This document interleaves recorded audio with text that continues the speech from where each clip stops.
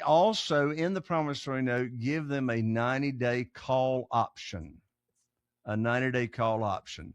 So that means if they've got any kind of emergency that comes up and they need their money back early prior to the note coming due, then they just have to give us a 90-day notice, and that gives us plenty of time to replace their private money with another one of our private lenders' private money. If you're a real estate investor and are wondering how to raise and leverage private money to make more profit on every deal, then you're in the right place. On Raising Private Money, we'll speak with new and seasoned investors to dissect their deals and extract the best tips and strategies to help you get the money, because the money comes first. Now here's your host, Jay Conner. You find a good deal, it's better to go to private money because you're going to save so much money. And private money is fast. I mean, I make my offers. I can close in 7 days. All right, today I have a special guest, Jay Conner. He is the private money man. So if you ever wanted to know anything about private money, how to raise it, what it is, how to use it, how the whole thing works, he's the man. He's been in real estate since, I think, 2003? Is that right, Jay? That's right. And he discovered private money along the way. He used to go the traditional route, and then something happened. But we're going to let him explain that. I'm really excited to have you, Jay. Let's start off with just sharing a little bit about you. Sure. Keith, thank you so much, first of all, for inviting me to come along and talk about my topic that I'm so passionate about, that being private money. And the reason I'm so excited about private money is that this one strategy, if you're a real estate investor, seasoned or want to be a real estate investor, when you master this system of attracting funding for your deals without ever having to ask for money, like myself, you'll never miss out on a deal. When I started using private money all the way back in February of 2009, I've never missed out on a deal for not having the funding. My first 6 years that I was investing in single family houses, from 2003 to January of 2009, the only thing I knew to do, Keith, was go to the local bank or a mortgage company and fill out applications and provide bank statements and all that stuff, and take 45 days to get funded and all that kind of stuff. Well, all that changed in January of 2009. I had 2 houses under contract to purchase. I thought I had a line of credit still at the local bank. I called up my banker. I told him about my 2 deals. And Keith, I learned like that over the phone that my line of credit had been closed with no notice to me. So I knew I had to find a better and quicker way.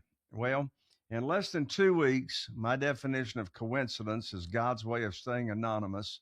In less than 2 weeks, I learned about private money and private lending. And in less than 90 days, I was able to attract and raise $2,150,000 in new funding. And how I went about that in a nutshell, Keith, is I put on my teacher hat, which says private money teacher.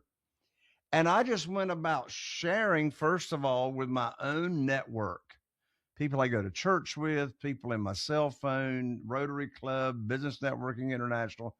I just started sharing with them the opportunity, and I went about diagnosing. There's the secret right there.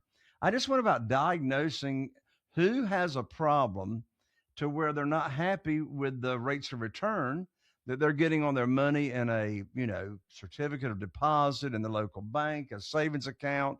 Are they sick and tired of the volatility of the stock market? And so I took on this mindset of having a servant's heart, just looking to serve people and get them a high rate of return safely and securely.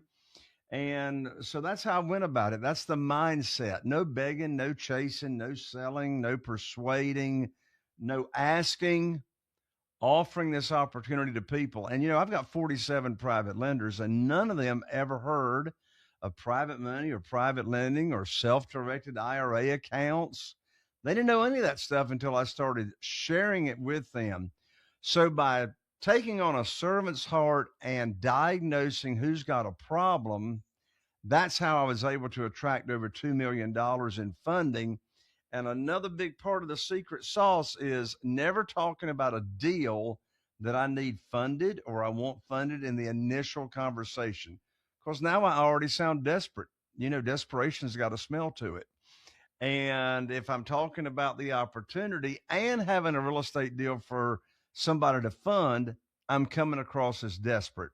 So we separate those conversations from sharing the opportunity, the kind of interest rate that they can earn, how they're protected, just like the bank, et cetera, and then coming back and having a deal for them to fund. That's so critically important. Okay, so how did you even like get started? How did you bump into the whole private money thing in the first place? Because I think a lot of people get confused. What they get confused is a lot of people know about hard money. And what is the difference between hard money and private money? Is Yeah, there a difference? big difference. So when you do a private money transaction, there's no middle person involved. There's no brokerage.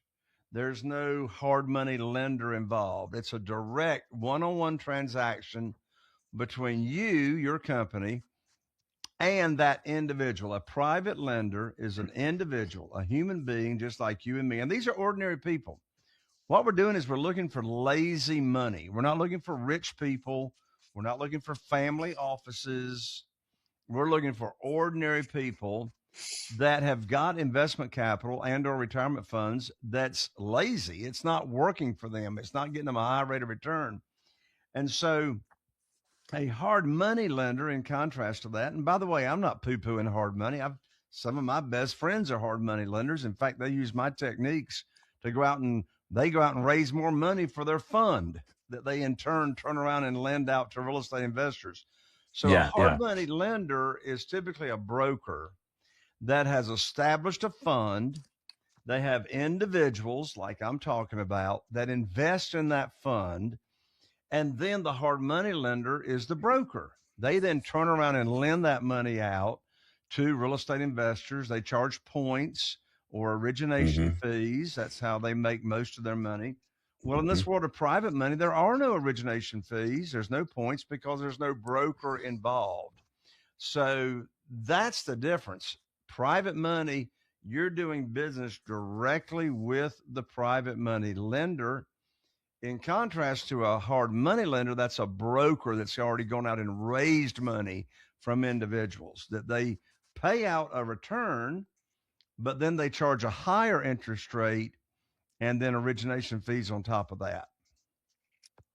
And so you're saying anybody can be a private money lender? You don't have to be like an institutional investor or anything like that? Exactly.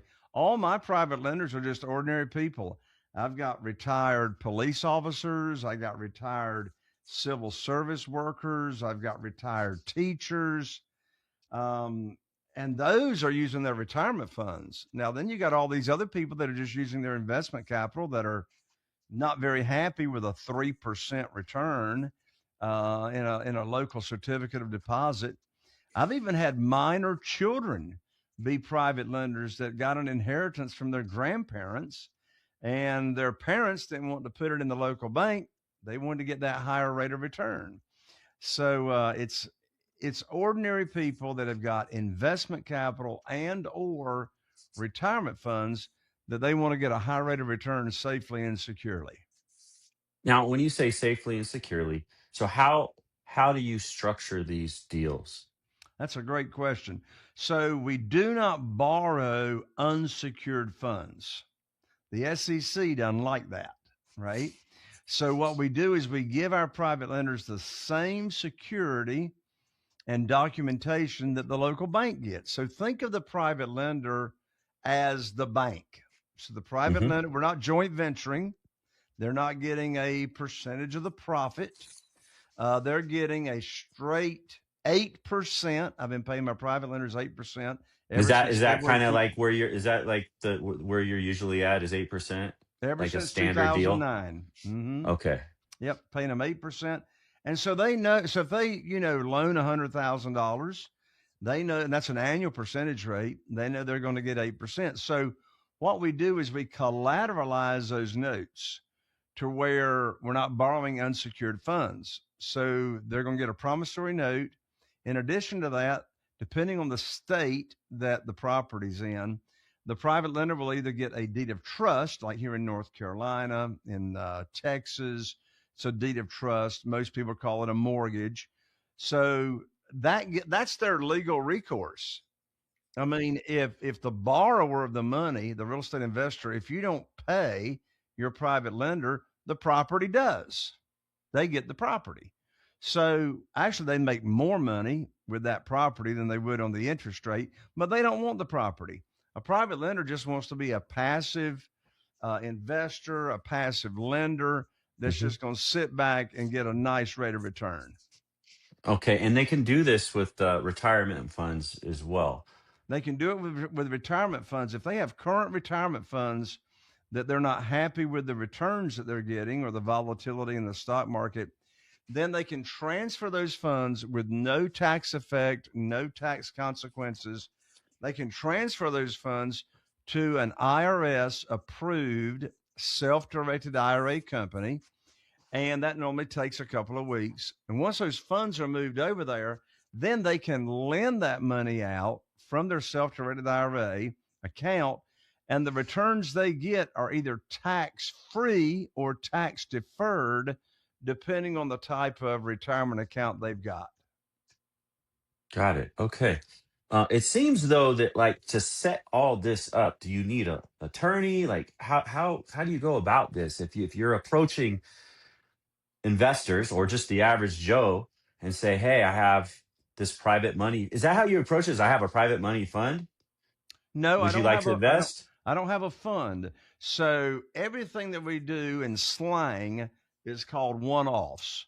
So you have a private lender that's loaning money on this property, On this deal? Yeah. on this particular deal.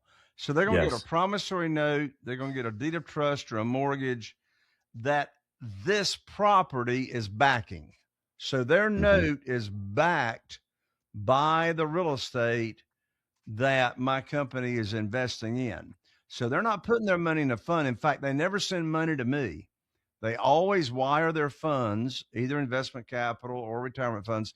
They always wire those funds to my real estate attorney's trust account Okay. because it's my real estate attorney that's going to do the closing. Most states use title companies. Yeah. If you're in a state using a title company, your private lender would wire the funds to the title company's trust Yeah. account, but it's your real estate attorney. So you got to have a relationship with a real estate attorney. It's your real estate attorney that draws up the closing documents because a private lender has no idea even what closing documents are. Promissory Yes. note, deed of Yeah. Yeah. trust, Yeah. mortgage, So you etc. definitely need a real estate attorney then on each one of these deals, right? Yes. Okay. Yes. So I think that's key for the people that are listening is if you want to use private money, you definitely have to have an attorney at your disposal. And how much does an attorney charge to do something like this on average? Do you know? Yeah. I know it's different in every state probably, but what's the average from your Yeah. My experience? attorney for each closing charges $650. That's not bad. No. Yeah. So let's go back to how you go about raising um, this private money, or not raising the private money, finding the private money lenders. So there's various ways. So there's three categories of where private lenders are located. Where do these people come from? So the first category is what I call your warm market, your own connections, right? And like in your warm market, those are people that your social circle, people you go to church with, you play golf, you're in the Rotary Club, you play poker on Thursday nights. I mean, who do you see regularly? Your coworkers, if you got a day job, who do you see regularly every week? That would be your professional circle. Who's your CPA? Who's your attorney? Who's your dry cleaner? Who do you buy your car from? Think of who is an entrepreneur.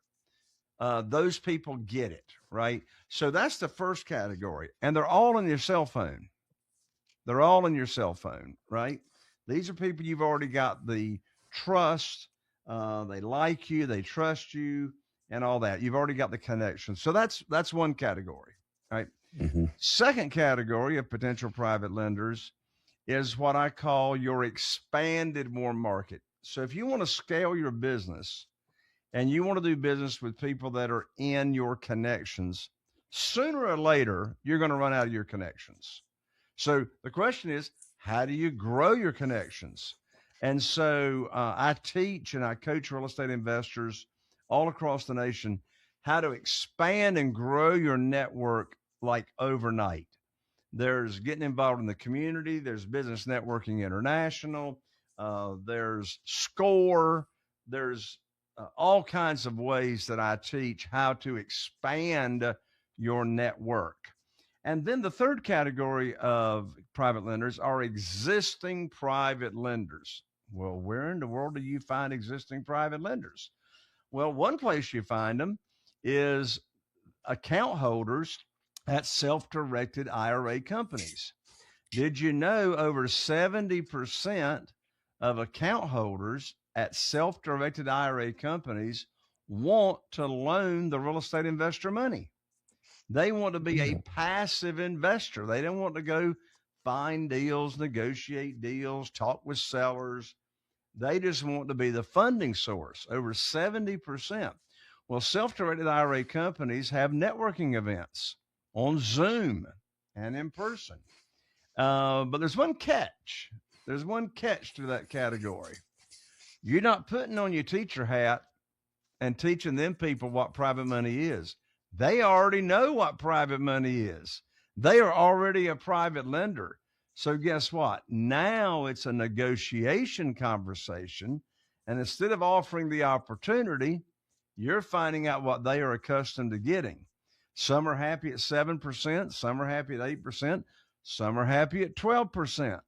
Well, if they're getting 12%, I just diagnosed they don't have a problem, and I'm not going to be borrowing money from them because I'm not paying 12%, right? Yeah. So my favorite category are people that's currently in my network and that I grow to be in my network, because now I get to share with them an opportunity and a way to get high rates of return that in all likelihood they never heard of. Can you explain to me like just a standard deal that you've done with a private money lender and all the terms? Is there like a balloon after 12, 18 months? Like, how do you structure the standard deal? Let's say you're buying a fixer upper for $300,000.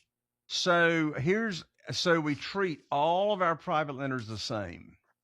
So first of all, how do we protect them? So I'm not going to borrow more than 75% of the after repaired value. I didn't say 75% of purchase price, 75% of the after repaired value. So let's cut that ARV, that after repaired value, back down to 200,000 because it'll make figuring a lot more simpler. Okay, I know let's do that. I know it's hard to find an after repaired value house for 200,000, but it makes let's do 400,000. Let's do 400,000. Okay, let's do 400. So I just snatched one up for 265, so they're out there. There you go. There you go. So let's say you got a house that you're negotiating on. It's got an after repaired value of 400,000. Okay. So I'm not going to borrow more as far as structuring the deal. I'm not going to borrow more than 75% of the after repaired value, which means I'm not going to borrow more than 300,000. But for everything. Right. But if that house needs renovation and it needs rehabbing, then I might buy that house for $200,000, 50% of the after repaired value. Maybe the rehab is going to be $50,000 or $60,000, which is common these days. Yes. So if I'm gonna borrow 300,000, which is 75% of 400,000, if I buy it for 200,000, that means I'm bringing home a check at closing because there's no draws. There's no draws. There's no construction draws in this world. So I'm going to bring home what my real estate attorney on her check stub calls excess cash to close. Excess cash. So in that scenario, I'd bring home a $100,000 check when I bought that property. Here's the question: who wants to get paid to buy properties, right? So I bring home a 100, right? You do, Keith. So I bring home $100,000 excess cash to close. Now I'm going to use 60,000 of that money for the renovation. That still gives me an extra 40,000 that I could use for carrying costs, for anything that I wanted to, right? Yeah. But the private lender has still got a $100,000 equity cushion. That's the difference between what I borrowed, 300,000, and the after repaired value of 400,000. Yeah. Yeah. How else do we protect them? Well, we name our private lenders on the insurance policy, the property and casualty insurance policy. We name them as the mortgagee. Well, if you borrow money from a mortgage company or a bank, you're naming them as the mortgagee on the insurance policy. We give our private lenders the same protection, and we name them as the mortgagee. That means if there's ever a claim against that insurance policy, then the check is made payable to the private lender and to my company. So now the private lender's got to sign off on that check. Another layer of protection. We also name them on the title policy as an additional insured in case there's any title issues down the road. So they're going to get a promissory note drawn up by my attorney. Now, what's that note look like? If they're using liquid funds, just investment capital, the length of the note is 2 years.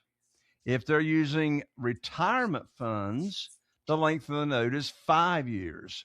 Now, the reason we do that 5 years on the retirement funds is that we just don't flip all of our properties.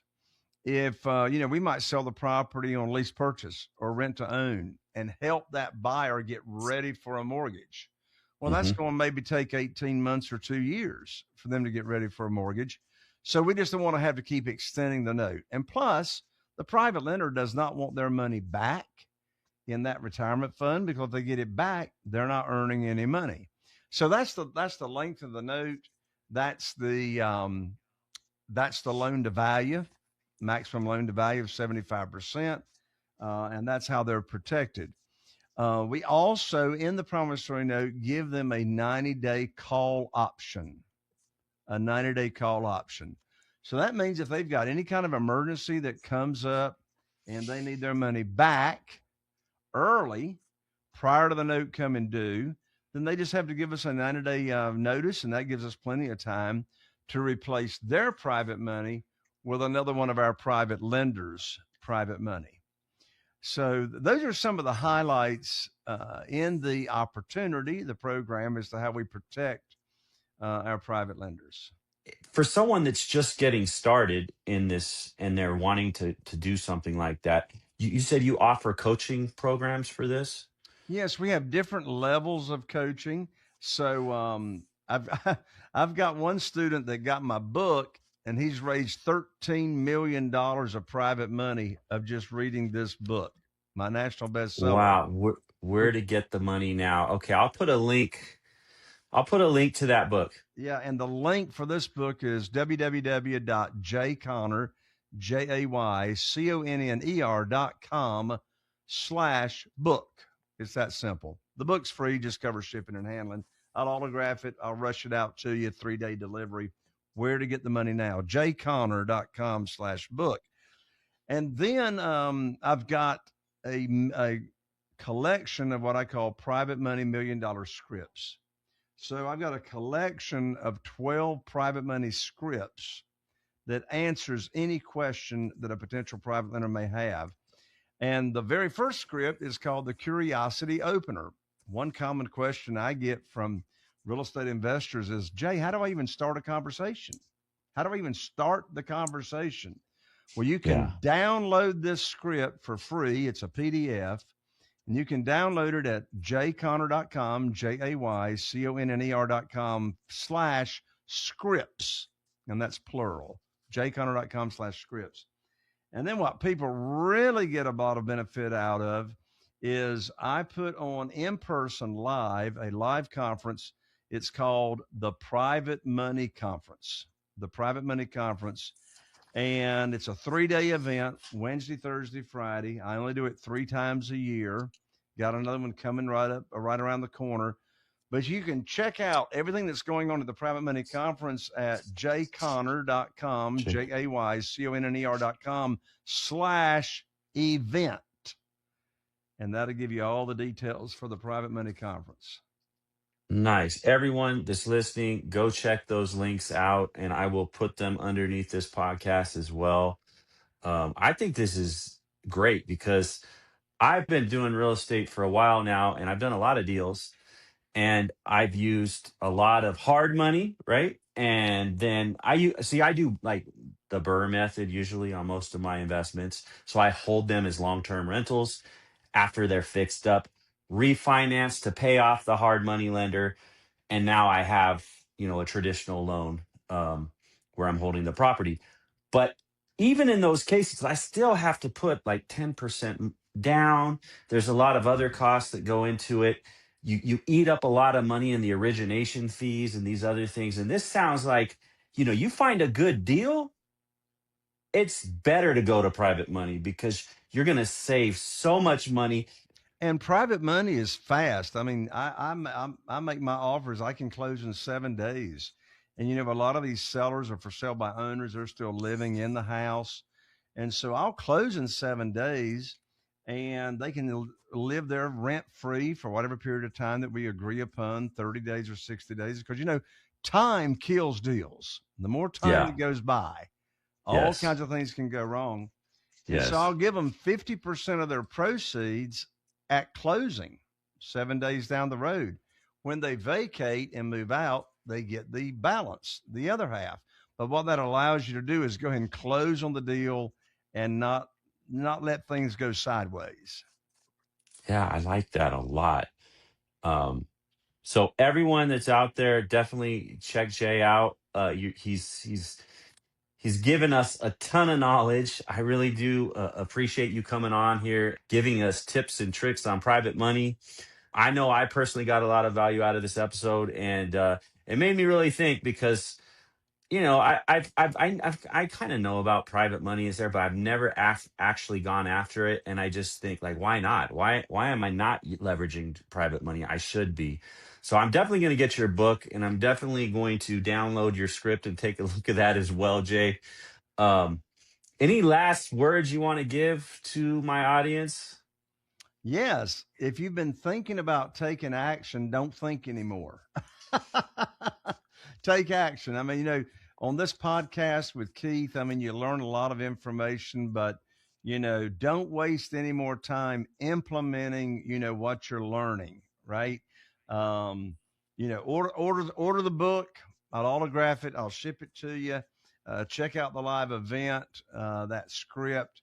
Take action. Just don't be a consumer of knowledge, because nothing's going to change, right, until you actually implement what you're learning. That's right. All right, Jay, I appreciate you, man. Everyone out there, that is it for today. Hope you enjoyed this episode. Please be sure to subscribe. God bless. Are you feeling inspired by the knowledge you gained in this episode? Then head over to jayconner.com/moneyguide. That's jayconner.com/moneyguide and download your free guide that shares 7 reasons why private money will skyrocket your real estate investing business right now. Again, that's jayconner.com/moneyguide to get your free guide. We'll see you next time on Raising Private Money with Jay Conner.